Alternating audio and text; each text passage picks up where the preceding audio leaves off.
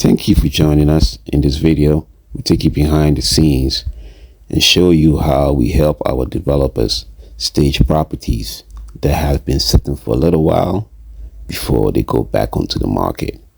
As a developer, you understand that sometimes your property sits for a while, and keeping it maintained is one of the ways that you can always show it at any time. So sit back, relax, and enjoy this video. Thank you.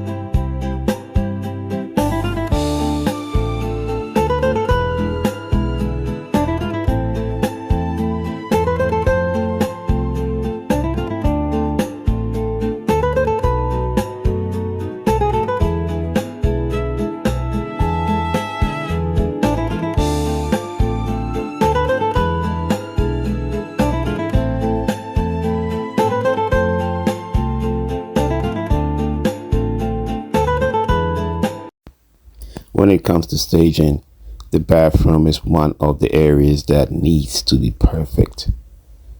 Remove all the smells, remove all the stains, and make it presentable. This makes your property stands out and you can ask for more money. The windows also a good place to make sure that you have no streaks, you have no stains. As you can see, we removed the net, and so we could clean both sides as much as we can. So if you enjoyed this video, please give us a thumbs up, leave a comment. If you're looking for services, please contact us. Bye-bye.